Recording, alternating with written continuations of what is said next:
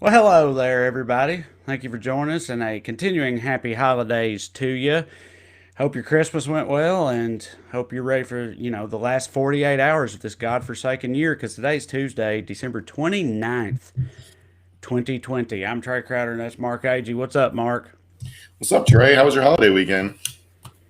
Oh, the first part of it was fine. The actual holiday part was just wonderful. But then yesterday we took a little brief family trip up to a basically I thought about submitting myself for the Daily Dumbass today because I got stuck in a blizzard in Los Angeles yesterday, which seems like pretty hard to do. People that don't know what I'm talking about, I didn't know this either, but there's a mountain, a bald mountain, I guess, called Mount Baldy, that's an hour away from downtown Los Angeles, and it was supposed to snow yesterday. And my sons always lament the lack of snow, so we drove up there just to see the snow and let them play in it and stuff with mask on, away from everybody else. We just want to see the damn snow. And apparently everybody had the same idea, and it snowed 21 inches, and everybody got backed up in traffic and was slipping, sliding around and stuff. And we were there. It took us uh, nine, 8.5 or 9 hours to drive back to cover a distance of like 6 miles or something like that up there in the snow. So kind of didn't work out, but what are you gonna do? How are California drivers in the snow?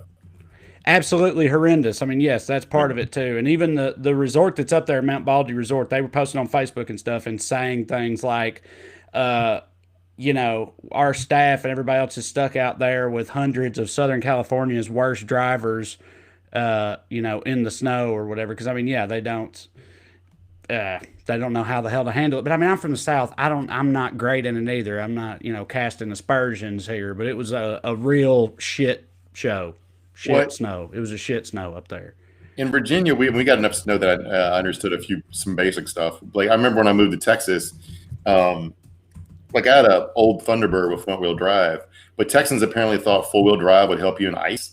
So like I'd be Right. driving along at a safe speed, past my '89 Ford Thunderbird, driving past people who had full wheel drive Jeeps in the ditch because they thought didn't understand that full wheel drive just means you have four wheels spinning instead of two. So Right. I mean, I've always been defensive about because usually, you don't ever hear anybody talk about snow in Southern California because other than the mountains, it just doesn't. yeah, But I've always got, it's always the South that gets shit on for how they handle snow, and I've always been very defensive. Imagine that, but about the fact that we just don't maintain the infrastructure for that kind of thing because why would we? It's not a good use of resources because it hardly ever happens. But so when it does happen, yeah, we get totally fucked by that.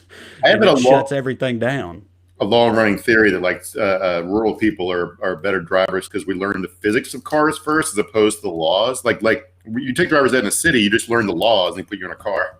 Whereas I started driving when I was like 6 or 8 or whatever, and my dad was trying to train me to be a NASCAR driver. So the first thing I learned was like where the full so, NASCAR, yeah, the ultimate dream for yeah. any whiskey tango father. You're gonna be a NASCAR man someday. That Yeah, didn't work out. At what point did you realize you didn't have what it takes to go fast and turn left, Mark? probably when I totaled my first car 2 weeks after getting my driver's license. Yeah, that's the way it goes. All right, well, let's do the goddamn show. What do you think? We got a good one tonight. We're gonna get into the latest on Congress's bullshittery. Mitch McConnell in particular. Talk about why Bernie rocks. Got an update on Georgia, an update on the vaccine, and later on, if we have time, who knows? Maybe in a little Melania action for you. We'll see. We'll see what happens. But first, as always, we begin with the Daily Dumbass. Producer Matt, throw that great.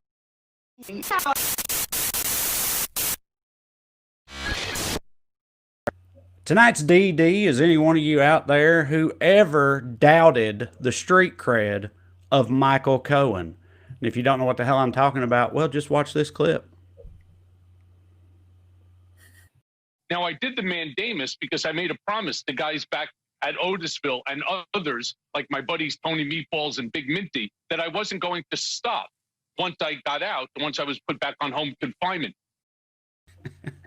Tony Meatballs, Big Minty. Hey, like I wonder, like, do you think he tried to get them to give him his own mob nickname when he was in there? Like, do you think he was like, hey guys, what do you think about calling me something like Mikey Fix It or something like that? And Tony Meatballs like, Mikey Fix It. I don't know. What do you think about that, Mint? I don't like it, Tone. Mint don't like it, Mike. I don't know. Maybe I don't know. I was thinking like Mikey the Rat. Is that what you? Yeah, Mikey the Rat. That's good. There we go. Yeah, Mikey the Rat. Let's go with that. Fucking Tony Meatballs, man. Meatballs. I remember when one of the cops that got fired in the middle of the protest in Philadelphia, his name was Tony Baloney, and I thought, no, it was Anthony Bologna. Bologna was the news was calling. No, man, it's fucking Tony Baloney. Come on. Yeah. The mob isn't that progressive, which is my takeaway from the 3 or 4 times I watched The Sopranos through. And Cohen's Jewish, so it'd probably be something like Mikey the Nose or some shit. Yeah, you're 100% correct about that. But I'm not gonna lie. I mean, obviously, look, Tony Meatballs, I assume, probably a murderer or some kind of pimp, not a good guy at all. But generally speaking, I don't know. I kind of dig that a human being named Tony Meatballs actually exists in the world and is in prison where I'm sure he belongs. But like, that's just, he's real. Tony Meatballs is real. It sounds so made up, but there's a Tony Meatballs out there in the Otisville Correctional Facility. When the history of this era is written, and we did that thing they do in history books, we turn every president into a hero. I don't think people are going to be able to accurately construe that we had like a president who Michael Cohen was basically his best friend up until 3 or 4 years ago. Like they were. Trump doesn't have friends. It's the closest thing he had was Michael Cohen. Right. And he was his bag man, the guy he trusted to go back and forth between porn stars and Fat Tony Salerno, who was the mob guy that Trump was friends with and shared a lawyer with, or business partners with, or whatever. And it's like, remember when presidents had like JFK was associated with the mob, but they were like the classy mob, the one that ran the casinos in Cuba, right? Not the Fat Tony Salernos and Tony Baloney's.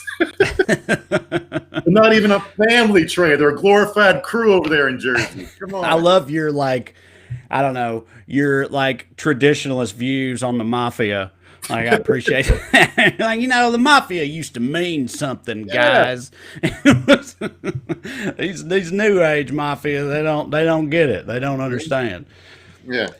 All right. So we got a couple other honorable mentions for you in the Daily Dumbass today. This next one, if you're in the future right now and listening to the podcast version of this, the audio only version, just imagine a bunch of lunacy while this classical music plays. But for those of you who are watching, I think you'll appreciate this. This is a video that Trump just put out on his own Twitter for I don't know why, just to remind people. It's crazy. It's crazy and absurd, and it's atonal, and I mean pretty Trump in that way. But let's just play it whenever we've got it ready, Mike. From another universe, Trey.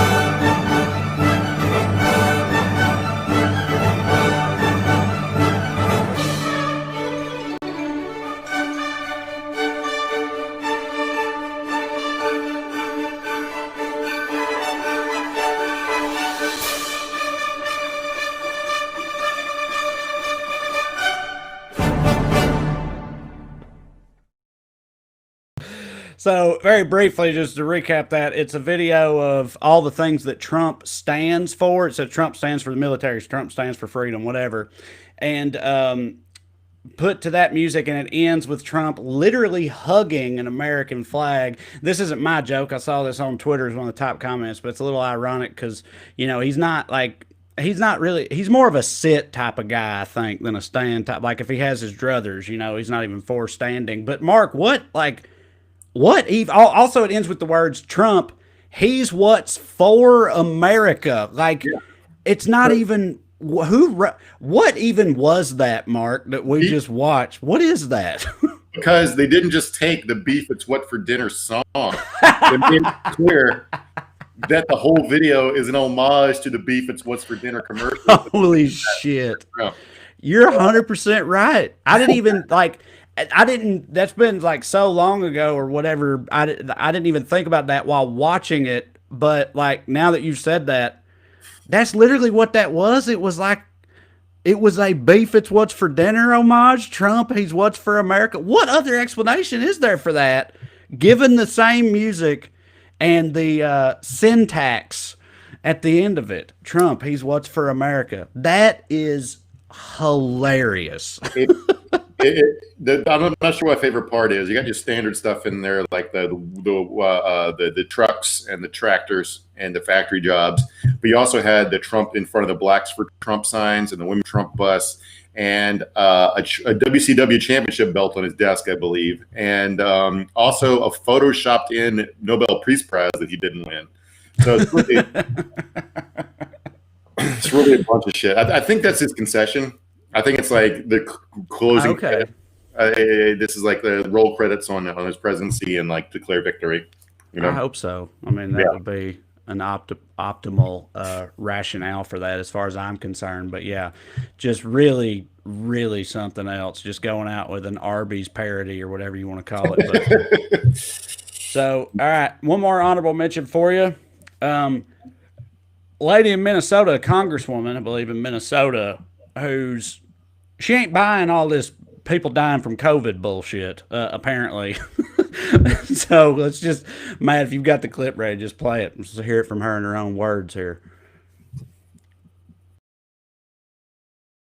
And in Colorado, it has been reported that at least 2 cases of gunshot victims were being classified as COVID-19 deaths. And that is why we are calling for a full audit. And President Trump, if you are watching Fox and Friends this morning, I am asking you to request a full audit of every single state in the nation, because Minnesota is not an anomaly. The citizens of our country are being led in fear. Okay, so let me get this straight. She's saying, like, is she saying that people have died, but not actually from COVID, or at least a big number of them did not die from COVID? They might have died from gunshot wounds, which, like, that's an odd misdiagnosis to make to me, like to land on gunshot wound when in fact it was an infectious disease. But what is she like actually suggesting to be done about this? Dig up Granny and give her a blood test. You know, right? Like what? Go check your grandma's 2-month-old corpse for bullet holes, I think is what she's saying. I don't know. But I've heard that the Congress, the way Congress structured the first bailout bill way back when was they reimbursed hospitals per COVID case, which probably is a stupid way to structure it, and probably did incentivize some fudging of reports, because hospitals are owned by the same shitty private equity firms, everything else. Yeah. But that doesn't mean that there's not COVID. But we have a total death count, even if you don't remove all context. Like 500,000 extra people died in America this year. Certainly some of those were a few extra suicides because the economy sucks and people are lonely, and pill deaths, probably car accident deaths are probably down. But overall, we got 500,000 extra dead people laying around, and this is what they died of. They're dead. So. Yeah, well, all right, moving on, let's get into it. Stimulus package finally on the way, seems like, but of course not without turmoil. President Trump on Sunday signed the new bill, but he signed it, and we texted about this offline about it. He signed it. He did sign it, but he redlined it and then tweeted about all the things he wanted changed before it actually went into action, but that's not how that works. Like if he signs it, then it's signed, right? Like you can't. That ain't the process. Right. If you married your wife and then asked her to change, how would that go? It don't work like that. The president does not have line item veto. It's unconstitutional. Otherwise, Congress would be completely toothless. And but anyway, they tricked him into signing the bill by convincing him he had line item veto power. So that's nice. Been in the job 4 Right. or 5 years, but I guess he's only signed like 1 or 2 other bills, so he doesn't really understand the process. Um, Right. Yeah. So he signed it, and one of the things he said was it's a $600 stimulus payment to every American right now, and he said that's too low. It should be 2,000. Which, like, look, fuck Trump, but obviously Sure. I'm with that. I feel like almost every one of us is with that. It's But that's incredibly one of the things he said. Yeah, and it's one of those things that seems to have almost universal support, but one person in particular, he's not the only one, but he's the one that matters. One person in particular is not down with it, and that's, of course, Mitch McConnell, because multiple members of Congress have tried to put forth a vote to up it to 2,000, and Mitch McConnell keeps blocking it just because he hates us. He does, but probably not. There are ulterior motives there, right, for why he's doing this. Well, so there's a couple of so the House passed the $2,000 check bill overwhelmingly, like a veto-proof majority, 275 to 134. I'm not sure why the other 40 Congress people sat it out. Maybe they're just chilling on vacation or whatever. But they a bunch of Republicans supported it. I think like 2 Democrats voted against it. In the Senate, it probably passed with 60, 65 votes if it got a vote. It's just Mitch McConnell holding it up, and so they have to vote on another bill this week too, or they're trying to. That's the national defense spending bill, because Trump vetoed that because it didn't strike down Section 230 of the Communications Decency Act and rename Confederate bases named after Confederate generals to non-traitors. So what happened next was, because McConnell will put that up, the $2,000 bill up for check bill up for a vote. Bernie said, "Well, I'm not going to let you vote on the national defense authorization." Right. He's going to hold up the other one. Yeah. To incentivize them to vote on the stimulus part. And this isn't about defunding the military or anything like that. No one's trying to stop the bill from passing. It's just trying to leverage the $2,000 checks before the other thing can get passed. Now, the leverage Bernie has, he can't really stop it permanently, but he can drag out the process for a while and make McConnell and everyone else stay in Washington for New Year's. Right, which is driving them up the fucking wall, like being forced to stay there. I mean, I'm sure they can throw together some like hooker and blow parties or whatever in the DC area for New Year's Eve if they want to, but just being, none of them wants to be there New Year's Eve and New Year's Day, and anytime they might have to do a thing they don't want to do, they're infuriated by it. So that's what Bernie's going for here. it is both hilarious and infuriating. It's hilarious that he can make them stay there over the holidays. It's infuriating because it will work, because it will definitely be the worst thing to happen to them all right. year. Yes, exactly. Yeah. Right. It's a good plan. It makes sense because that like that being inconvenienced on a drunk holiday for 36 hours or whatever will actually incentivize a lot of these motherfuckers, because like you said, that's like the worst thing that's happened to them ever, or at least in a long time. Bernie doesn't give a shit. Nobody's inviting him to parties. So he's a cranky old dude. He's not going to be getting drunk on New Year's Eve watching the ball drop. So anyway, McConnell's compromise proposal was like, okay, we'll vote on the $2,000 checks, but I'm going to roll it into a big combo bill where we're going to roll back, get rid of Section 230 of the Communications Decency Act like Trump wants. And what's the fucking third thing? I keep blanking on it. God damn it. I don't know either. We were literally talking about it before we went live. It's something that it actually is gross that nobody would want to do. But anyway, so like he's trying to roll it all together. But I don't understand. Democrats aren't calling his bluff, because Mitch McConnell does not want to roll back Section 230. Getting rid of Section 230 of the Communications Decency Act in its entirety would end the internet. It's election fraud stuff, isn't it? Or it's campaign or election related. That's the third thing. That's right. Yeah. Thanks for that one. So he wants to establish like a commission to investigate all the election fraud that didn't happen. Right.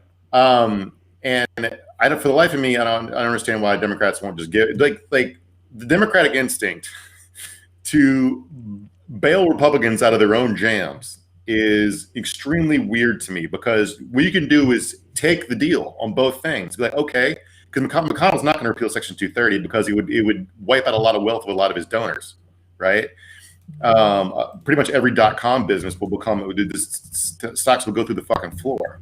And as far as the other thing goes, electoral fraud, be like, okay, all the Republicans who signed on to that lawsuit saying the election was fraudulent, be like, okay, we'll take your word. Your elections were fraudulent. You're not getting sat until you concede the election was fair. Otherwise, you didn't win it.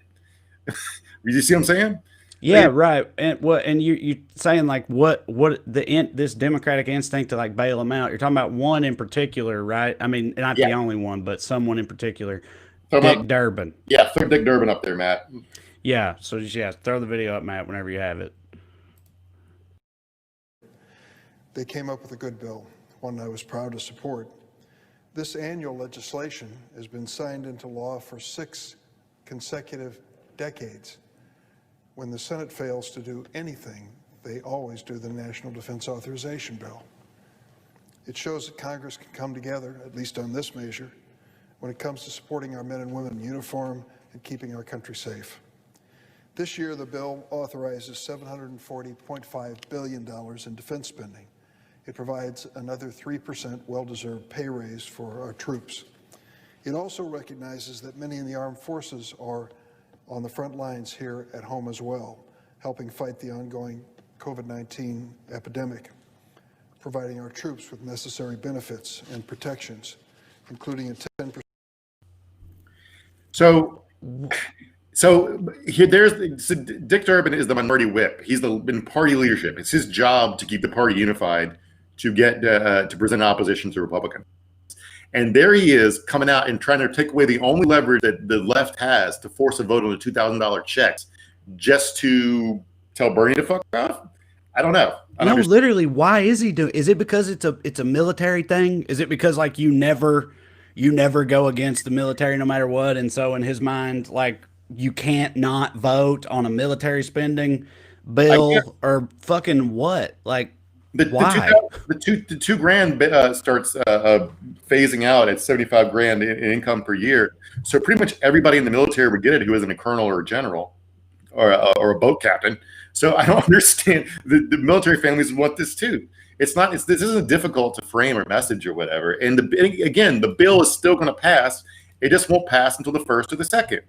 They'll get their raises. The only people being punished here are not the military. It's senators who can't go fuck their mistresses on New Year's Eve.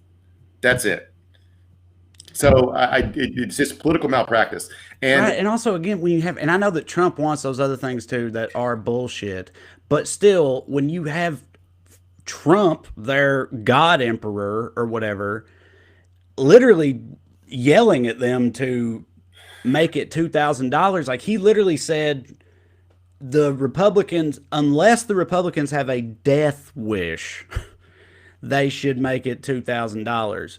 And yet you've got all this bullshit going on, and it's just like, I don't know. It's basically an intra-Republican fight, and you have Dick Durbin playing the child of divorced parents coming in to try to mediate between them at the expense of the left wing of his own caucus. And Republicans are like, they're in Mitch McConnell's in a idiot set of Chinese finger cuffs here, and Durbin's trying to cut him out of it for reasons unbeknownst to me, coming up on a huge runoff in Georgia. And Republicans are like, okay, play the Kelly Loeffler video, and Matt wants to see what I'm talking about. This is her being asked about voting for the military bill. You'll vote to support the president's push for the $2,000 checks, but will you vote to override his veto, which will come up in the Senate soon, on the defense authorization bill?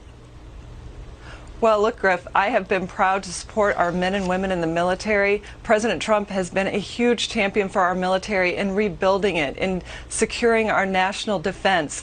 And we're going to continue to make sure that we support our men and women in the military. But look, my opponent, radical liberal Raphael Warnock, has said that you can't serve God and serve in the military.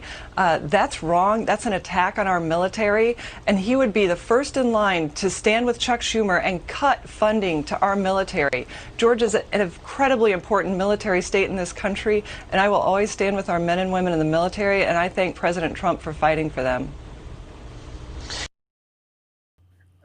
So the president vetoed the military spending bill over Section 230 and Confederate generals. She's being asked if she will vote to override the president's veto. Right. And she's saying yada yada yada, support the troops, because she can't say I'm going to vote against the president and to fund the military, because Trump defunded the fucking military. And all Dick Durbin has to do is nothing. Right. Yeah. Right. Yes. They're in a really shitty situation right now with all of this, for all the reasons we've already talked about. And like you said, they don't need any help. I don't know. Like, why would you go out of your way to try to, like you said earlier, bail them out? Like you said, he doesn't have to. He doesn't have to say anything about that. Like, just stand back and just let them fucking flounder and, flail and figure it out. Like, they delayed on this so long that like the new Congress is set 5 days. The new Georgia senators will be sat in like 2 weeks. I don't know. I guess now is a good time to do our Georgia update. So we were talking about how them. It sucks for them in their minds. It's a horrendous assault on justice for them to have to miss New Year's Eve or whatever. Like, they're really upset about it. But like Purdue and Loeffler in particular, they're coming down to the wire now and having to stay there to deal with that, as opposed to being in Georgia, is obviously a whole thing. But yes, update us on Georgia, Mark. What's the latest? What do we know so far? What's going on? Turnout is huge. Already had 2.4 million ballots cast. There were, for frame of reference, 5 million. There we go. 5 million total people voted in the general. So we're already halfway to the general election vote. There's still another 500,000 mail ballots requested, not returned. As far as the data goes on who's voted so far, obviously we know from all the post-election stuff, the Democrats vote more early through mail balloting than Republicans. Republicans are relying on election day turnout, right?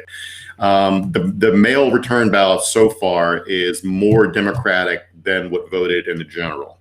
The actual number is like Biden led 56-36 among voters who have now voted in the runoff. He only led 51-40 among those who are voted by an equivalent. He's like, this vote's like 5 points more Democratic than the general election vote that Biden won.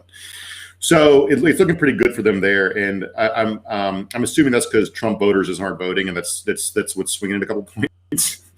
Because why would you vote when the leader of your party has been telling you for 2 months that if you vote, it's just going to go for the NBA All-Star game or The Voice or whatever.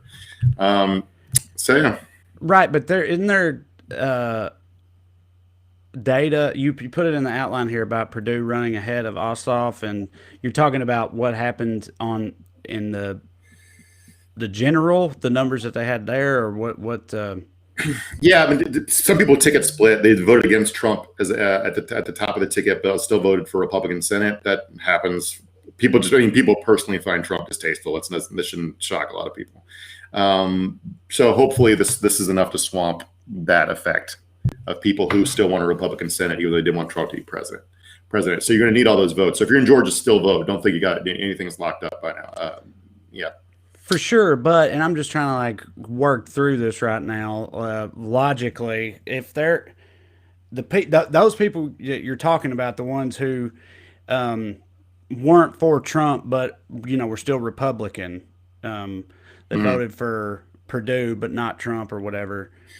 None of them are going to be the ones that sit at home because of fraud, right? But he's going to lose all the hardcore Trumpers who also voted for him, because they were voting Republican for everybody. And theoretically, because of all the Trump's bullshit about election fraud and whatever, those people will now sit at home.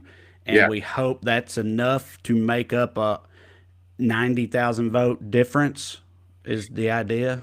I mean, everybody keeps saying it's going to be a turnout election, so it just depends on who drives down and spends the gas money to go over there.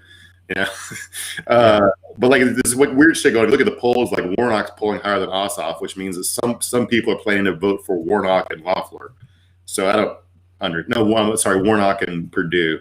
That doesn't make any sense to me. I don't understand it. But that would be the funniest possible result: is Mitch McConnell's still in charge of the Senate, but they lose one seat.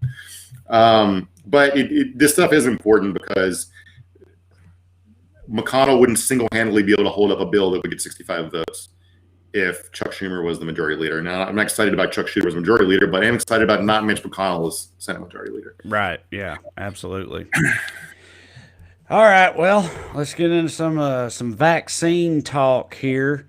Yeah, Earlier why we need that big COVID bill, Trey, because we continue to be fucked.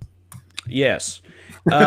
So, vaccines are out, being rolled out, whatnot. And earlier, a little behind the scenes info for y'all. Diamond Drew Morgan, friend of the show, was texting us earlier about some information he saw about how dismal the process so far has been with vaccines. Like we were told that 20 million people would be vaccinated by the end of this month. Well, it's 2 days away from the end of this month, and about 2 million people have gotten the vaccine so far. So it seems like they're way off. And at extrapolating that, the rate we've been at so far, it's going to be years possibly. But when he said that in our group text earlier, you kind of went off about all the reasons you weren't down with that information. So I'd love for you to repeat that now. Where you stand on the vaccine process? How worried should we be? How do you think it's going to end up turning out? But this is one last Trump administration moment of incompetence fucking us, right? But like they've made, I don't know what, they made and delivered 30 million doses or something, and 2 have been administered. Now, I don't know why that is. Jared took the weekend off. I don't fucking know. Who knows? But also, we've failed. You know what the marshmallow test is, right, Trey? Where you put a marshmallow in front of a kid, and if you can not eat it for 15 minutes, you'll get 2 marshmallows. Okay. Right? It's a delayed gratification test, right? Yeah. We have failed every marshmallow test as a society we've been given the last couple of years. And this is one more time we're panicking about not getting a vaccine yet that was just approved a month ago or whenever. They have to make 330 million doses. There's like 1.5 vaccines have been approved. There's 3.5 more in the pipeline. Those all get production ramped up. This is not indicative. This rate is not indicative of how fast the process will be going forward. The whole time, right? Of course, because it just started. I mean, to me, that just seems like common sense. Like once it becomes more, practiced and normalized or whatever for these people, like you got to find your groove, man. You got to get into, like, you got to figure it out. There's always a learning curve and some bumps in the road when you first start with anything, but once you like get into it, you get in the zone, then that's when things really start to happen. So it should get way better. It's ridiculous to expect the first couple weeks of the process to expect the statistics for how that has gone to just remain the same the whole time. Yeah, and this is like the base. This is the type of thing that the federal government is usually really the best. No one has the resources the United States federal government has to do supply chain logistics, right? And it's usually the thing that federal government is the best in the world at, and the thing that the Trump administration specifically fucking sucks at, because it doesn't require any magical thing, any grand ideas. It just requires showing up early and staying late, right? None of them are doing that. So just having the Parks and Recreation watching nerds, or what he's serving in Biden's White House, in charge of this, as opposed to Jared Kushner and his synergy buzzword bullshit, is going to improve this tenfold. And as far as like, we're talking about this earlier too, but like just like, I'm not an epidemiologist, but it seems to me if spread is exponential, so will the decrease in spread as people get vaccinated.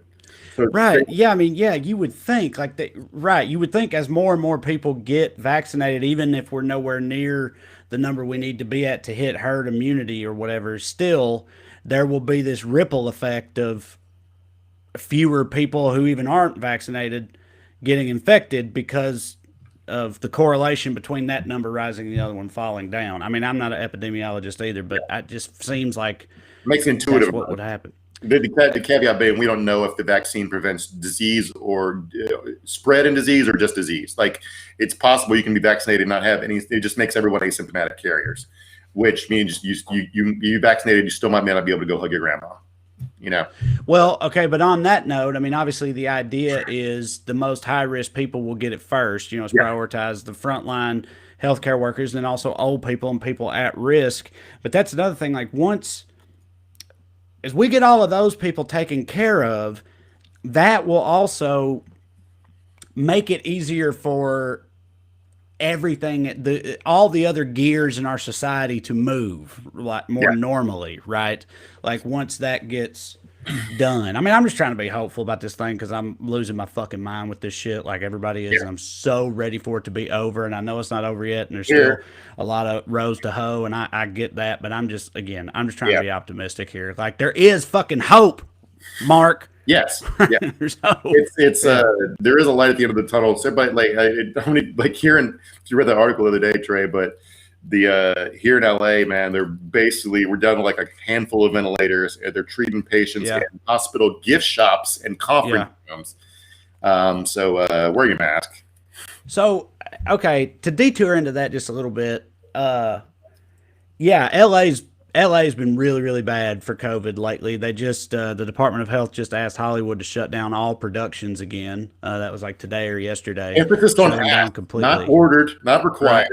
Yeah, right. Just in general, what'd you think about it? Yeah. But it's been, like you just said, ICU filled up, ventilators filled up, all accounted for. Shit's really, really bad out here. And I know this is anecdotal, what I'm about to say, but like, it's a law out here that you have to wear a mask when you go somewhere. And I live in Burbank. I live in the Valley. And anytime I have to go to the grocery store or something like that, which that's the only places I ever go, I almost never see someone not wearing a mask, like, to be honest with you. And then I talk to, like, my mama and my sister and them back home, and they never see anybody wearing a mask, right? And then, but at the same time, Tennessee, my home state, has also been one of the very worst. Nashville's been horrific. Tennessee's also out of ICU beds. It's fucking terrible there. But like, and I'm not trying to do any kind of conspiracy type shit or whatever. I'm just at, what is that? Just the sheer amount of people out here is what leads to that? Or like, why is LA comparably bad to fucking Nashville and Tennessee when the regulations and restrictions and the leadership in place is different? Because it's one, there are a lot of people who can't work from home who are still going to work, right? So people like LA has a very big manufacturing sector. It has a big port. It has people that work in grocery stores and hospitals and so forth. So like people like me and you can do a lot of stuff from home, but a lot of other people can't. It also spreads in households. Like one of the side effects of having really high priced housing is a lot of people share a lot of space. So when you got like 8 aspiring actors all living in the same apartment, you know, it's like all 8 of them are going to get it if one of them gets it. So there's a lot of shit like that. And also like stores are technically at 20% capacity, but if you went in a store shopping for Christmas, it was not 20% capacity. No, you're right. They don't enforce that at all. One of my neighbors works at a department store. He was like, they gave him permission to leave. They were all uncomfortable, and he was leaving every day because at 3 p.m. it'd be packed. He's like, I'm not staying here for this. So it's just like, that's part of it. You also, things aren't like, go look at traffic and tell me things are closed. Traffic's been as bad as ever. I don't know where the fuck everybody's going, but these regulations that are supposedly in place aren't being enforced. The bar down the street here has been open off and on as a speakeasy. I don't go, but some people in my neighborhood do, and then nothing's happened to them. They say they're limited to 10 people, but I don't know. You know?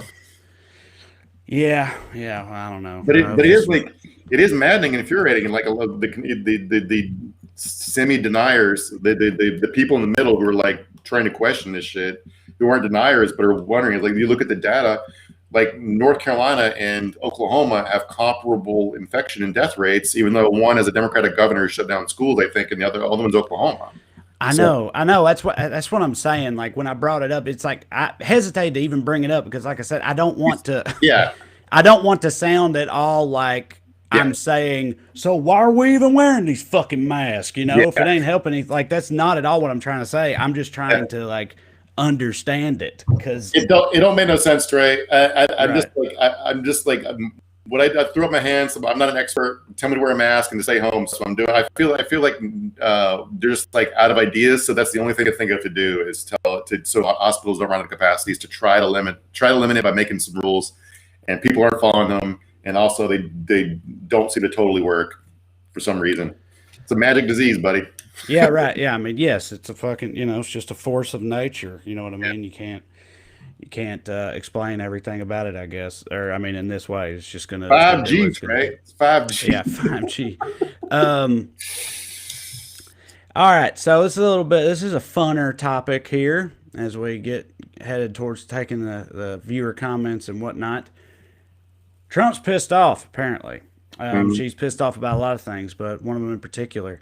He's pissed off about the recent renovations at Mar-a-Lago, his post-presidential lair where he's going to be at down there. He's not liking the look of it. He's upset with the aesthetics. Who's responsible for that? Well, Melania, of course. Melania and her personal interior decorator, who selected many of the details and sort of ran the renovation. And Trump's not happy about it. I don't know why they didn't give specifics on why that is. But I'm sure Melania's pretty upset. Like, there's only so much things can be gold, Mark. Like, not everything in house can be gold. Not every picture can be magazine cover picture of him. There have to be other pictures, other things. There have to be other colors in house. I don't understand it. It's Christmas time, and I hate fucking Christmas. And yeah, she's upset about it. What do you think? I'm looking at the name of the personal decorator, and it's Tham Kanalakaham. So Canna like 'em, yeah, canna lick 'em, canna lick 'em. That's like, look at Kannalikam. Tam, can I lick 'em? Sure, Tam, go for it. Trump's America, why not? Lick his ass. What's your freak flag fly? His aesthetic. I mean, I'm not sure whether he's probably not Mar-a-Lago isn't tacky enough. That's exactly it. Because like his aesthetic is he wants it more gaudy, I guess. I don't know. But hers is also, she does that weird icy cold, like when she decorates for Christmas, she's got that icy fascist thing, and he does like 1984 cocaine, Gold Coast kind of stuff. So Christmas is meant to be cold and tragic, Mark. You have to have. You can't have. Yeah. It's not about joy. It's about the frost, the lack of hope, despair. That is Christmas in my country. Everyone knows this. Why would you have other tones for Christmas? Nothing. That's the Christmas stuff. No potatoes. One potato, whole family. One potato, entire family. And it's not nice, but not big potato, small potato. Fucking Eastern European poverty jokes. I apologize. Shouldn't be doing that. Harvest light this year. Her aesthetic is like it's always funny to me. Like what doesn't get you into the mood to celebrate the birth of our Lord and Savior? Like living inside a Nordic fairy tale where children get eaten. Yeah. Oh well. She's almost out of this hellhole, Not that I have that much sympathy for her, but I'm saying, like, you think she'll, like, I mean, she's gone, right? Like, yeah, as soon as possible. I feel like. I mean, there's all those tabloid rumor stories about the delay in her moving to the White House was renegotiating her prenup to stay married another 4 years, and there's also that stuff about her having a long running affair with the guy that runs the Tiffany's Jewelers in the bottom floor Trump Tower or whatever. By the way, if they repealed Section 230, Facebook could get sued for me saying that right there. Because we're streaming on Facebook, that's what happens. So let's hope they do that. Yeah.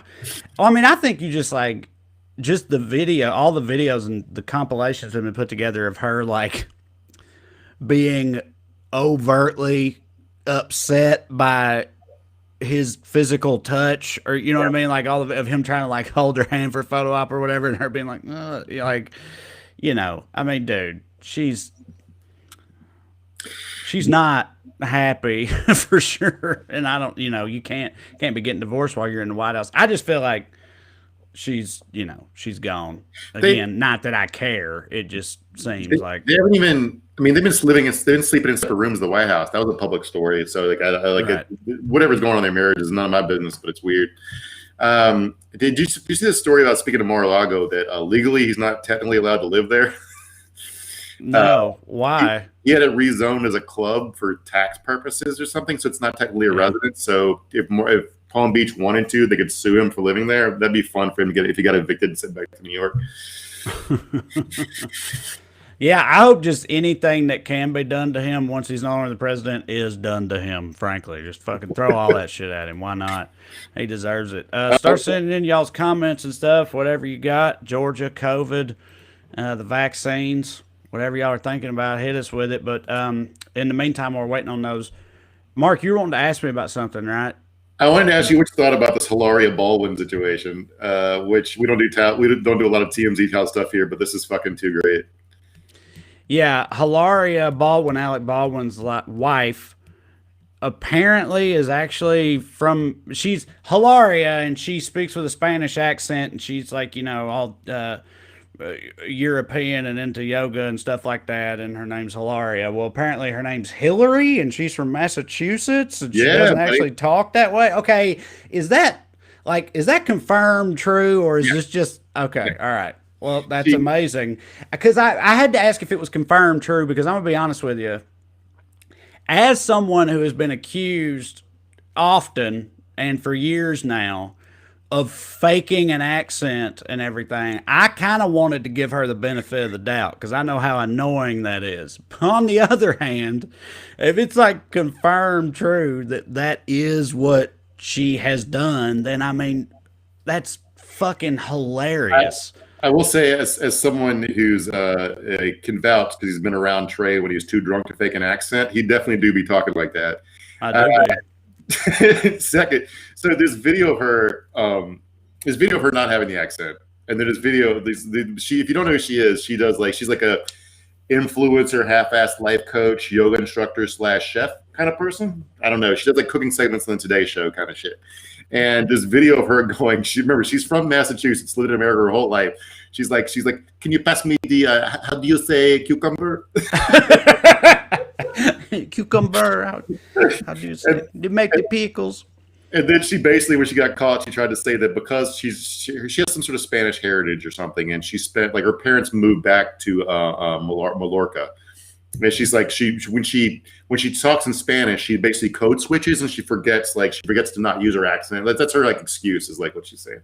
It's all very, very. Okay, wait, hold on, because I was actually going to bring up code switching too, because I talked about this on stage or whatever for a while. Code switching is a real thing. If people listening aren't aware what code switching is, it's like how you can kind of alter your actions and your. I just said Trey do be talking like that, so that's example. Right, but it's like, Key and Peele had sketches about it where it's like, when they were with their white buddies, they were all, yeah, let's go to Whole Foods, and then when their black buddies show up, it's like, what's up, dog? Like, that's code switching, and everybody does it. It's just like it's just human nature. And I mean, I do it too. I don't think my accent ever completely goes away, but it definitely dampens when I'm in some fucking like business meeting in Hollywood or whatever. But when I'm talking to my buddy Kobe from back home on the phone, it gets, what do you say, son? And I don't think about that. It just happens. So I was actually going to ask you about that. So that's her explanation for it, is no, that is real, whatever. Code switching does not make you forget the English word for cucumber. Right. No. Yeah. I'm not just trying to let her off the hook, but I wondered about that. Well, you know what, Kim? So have we. This crossed my mind earlier. We were in the middle of talking about something else. Trump, like us here at Evening Skews, completely ignoring the Nashville bombing. Obviously, I'm a Tennessean. Yes, let's please get into it. So I'm sure everybody's seen by now, there's bombing in Nashville, 2nd Avenue, downtown, right by the Batman building. And I got swept up in all the, not entirely swept up, but a bit swept up in all the sort of like theories that were going on afterwards, because there was some wild shit going on with this. It was an RV that exploded, and the RV had a loudspeaker playing a message telling everyone in the area to evacuate, everybody get away, and then it did blow up. So it's like they didn't want any loss of life. So what were they doing here? And my little sister, she was saying diamond heist, and I was into that. I was like, yeah, diamond heist, because I kept thinking about there's a scene in Die Hard with a Vengeance where this little street rat in Brooklyn or whatever, there's been a bombing there, and he's like, look around you, it's Christmas. All the cops are into something. You could steal City Hall. And I was like, yeah, maybe it is a heist. I don't know. That'd certainly be the coolest outcome here. Seems to have not been. It seems like now maybe it was even some 5G shit, which we talked about earlier, or something going on with this guy. Like, we still don't really know, but the heist idea makes more sense. I mean, the 5G thing is just based on lunacy, so you can't even make sense of that. But the diamond heist thing, I mean, I think all 3 Die Hard movies are about using a terrorist attack as a diversion for a heist, and 2 of them are set on Christmas. So it totally, the mind just goes there, it makes too much sense. Couldn't help it. brains have been shaped by Die Hard. But I mean, yeah, apparently this guy, the theory that the cops are working off of is he had been radicalized by one of the 5G conspiracy theories. He was trying to knock out that AT&T hub, which he successfully did, which is why no one in Nashville had a cell phone or internet service. No, not just Nashville. It was like large areas surrounding Nashville and in Tennessee and stuff where 911 services and whatnot were out. Yeah, I don't know. I'm not gonna lie. There's no good explanation for a bombing or whatever, but it's just, but at the same time, honestly, we're not in the fucking movies. Anytime something like that happens, I think you have to just assume at the center of this is either a crazy or a literally evil person. You know what I mean? And probably a mixture of both. Like, of course, it wasn't going to actually make sense, whatever his motivations ended up being, because you have to be fucked up to even go through with something like that in the first place, and just thank God he even had the loudspeaker message running. You know what I mean? Because obviously it could have been so much worse. And to be honest, neither Trump nor us talk about it probably for the same reason. It's that in this heightened culture war state, things that don't fit in anyone's narrative just doesn't happen. They just get end up on the cutting room floor because there's no sense to be made of it. There's nobody to roast for it. So it's just it's just a bad thing that happened from a poor, sad dude who blew himself up. And yeah. Hey, Mark, I know this question's for you, but everybody likes your reports. Through my eyes, ask, what's the latest on QAnon? Yes, please, Mark. Let's get that Q update. So basically, Louis Gohmert filed a lawsuit based on this idea, but there's this somehow idea that because the Constitution says the vice president opens and counts the electoral votes, that he can just decide not to count the states that that these people think were fraudulent, like Pennsylvania and Georgia, Wisconsin, Michigan, Arizona, Nevada, whatever the list is. They think Trump won California too, so whatever.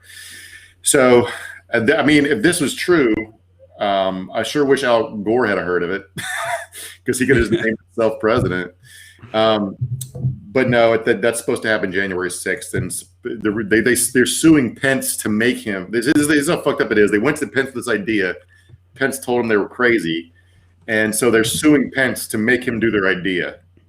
Also on January 6th, the Proud Boys and them are trying to organize protests, riots, anti-democracy, fascist, whatever you want to call it. But they're trying to put that together on the same day, right? And I know that there's been hotels they booked in D.C. that have just straight up said, well, we're just going to be closed that day. Just close the whole hotel down. As opposed to hosting them there. Are those things related? How intertwined are those? Is it just that January 6th is the day after this ratification of the votes or whatever, or what? Someone asked Louis Gohmert about January 6th if he's amping up violence, and he basically said, yeah. And then you remember the weekend after the election, all the major cities boarded up their windows because they thought that Antifa was going to smash up every downtown if Trump won or lost. I wasn't even clear on why people panicked and boarded up the windows. Anyway, nothing happened. DC probably should be boarding up windows for next weekend. This feels like the dying. I'm not sure whether it's a dying last gasp of Trumpism or the origin story of a worse time of Trumpism, but it's going to be a turning point of some sort. Yeah, fun. So we had a comment over here that I saw go flying by earlier, just setting you straight a little bit, Mark. Die Hard 1 and 3 were heist. Die Hard 2 was breaking a guy out of custody. So okay. There you go. Sorry, I remember there being there's a military plot line where they pay. Yeah, that's right. Yeah, I never remember the Die Hard franchise. Well, I mean, until it went completely off the fucking rails, starting with Die Hard 4 was one of my very favorites because Die Hard was the very first R-rated movie I ever watched. And I don't remember exactly how old I was, but dude, I couldn't have been more than 7 or 8 years old. I got out of bed to go get some Kool-Aid or something, go get a drink, and my dad was watching Die Hard, and I tried to hide behind a cabinet door and watch it secretly. I'm 6 feet away from my dad, thinking if I hide here, he won't see me. And he was just like, you can come over and watch this if you want to. And I sat there and watched Die Hard at 7 or 8, and just became a fan for life. Die Hard is what's up. Corey Oliver says, do you think Mitch is more about turning his back on Trump or truly doesn't want to see Americans get $2,000. Mark, what do you think? I think ideologically they think poor people getting money is bad. I think because then they won't go to their shit jobs at the turd factories that Mitch McConnell wants them working at. I think that I don't think he would define it as turning his back on. He's doing everything he can to not frame it as turning his back on Trump, which is why he's trying to combine everything Trump wants into one bill. Right. Well, that's his like ostensible rationale, right? Is he doesn't want to add the 2,000 thing to where we're at currently because he wants to put it together with the other two complete bullshit demands that Trump has and pass all of those at once. So it's like the other two things would be like poison pills that he would add to this thing that would have everyone's support is his like evil genius plan that he has. Is that correct? Yeah, so it's a way to get the bill voted down while he can blame the Democrats for it. The Democrats do not want to look into the election fraud, therefore they're the reason you're not getting your 2,000. Right. That's to me, that's his too clever by half way of trying to still win Georgia, which is this like no one knows how to do this without fucking up Georgia. I mean, if I was McConnell, I would just make it a clean $2,000 bill. Let everybody vote for it. Let Loeffler and Perdue campaign on being the people who worked with the president to get you $2,000. But hey, Mark, Frank Thomas here at the Big Hurt. The Big Hurt says plaid shirt and floral wallpaper make him dizzy. You got a lot of contrasting patterns going on there, right? Things are clashing. But I like it. You're right. Put more thought in my shirt wallpaper combo. Do a better job. Farrah Upson says Mitch sees it as adding to the deficit that would benefit his rich friends. Anything any of them ever do is for the benefit of their rich puppet masters or whatever. I can't figure out how much their bullshit they actually believe because, not to get too nerdy here, but I've been reading up on monetary theory, and basically our economy doesn't make any sense. Now, anybody who's seen The Big Short or Wolf of Wall Street will tell you the same thing. But conventional economics supposes that deficit spending will lead to inflation. Debt and deficit spending will lead to inflation. So under their own rubric, they've been completely irresponsible in running up a huge national debt by running huge deficits. So we should be living under a huge inflation. We've run this mass experiment under their principles, and there is no inflation. So it appears that you can just print money in and out to some degree, and nothing happens. I don't know how much we can do that.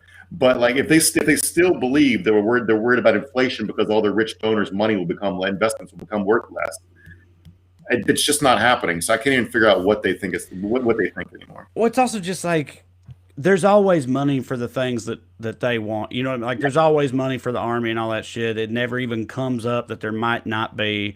They only apply that logic of, well, we can't just print money to things that benefit poor people or just regular Americans or whatever. But all the other bullshit, they stay printing money. So like, I just don't want to hear that. They spent $6 trillion or whatever in Iraq and Afghanistan while cutting taxes repeatedly, and nothing. I mean, everything bad stuff happened, but not economically. And you know, they got money for war, but can't feed the poor. Shout out to Tupac. Yeah. Hell yeah. All right. Well, listen, we're just about out of time, but I want to give y'all a little teaser for Thursday's episode. We're doing a show on New Year's Eve, but you know, same time. So 5 Pacific, 8 Eastern. Be done in plenty of time to watch New Year's Rockin' Eve or whatever the hell. But we will be here doing our thing, and I'm not gonna say it's gonna be an all dumbass episode, but we're gonna do a dumbass recap of 2020 because hey, this is the year for it. So we're gonna give some of our favorite dumbass clips, maybe even crown a dumbass champion. I don't know. We'll see what happens, but it just feels like an apt way. Dumbass, right? Yeah, right. The year of the dumbass. Exactly. What better way to end it than to do a little bit of a dumbass recap, dumbass best of. So that's what we're gonna do Thursday. And if shit is happening, we will talk about that too. But yeah, get all your dumbass needs here at Evening Skews, which is the place to be for that. But we are out of time for this episode, so I hope you come back in 48 hours on Thursday, December 31st. That's it for this edition. I'm Trey. That's Mark. See you. Bye. Bye.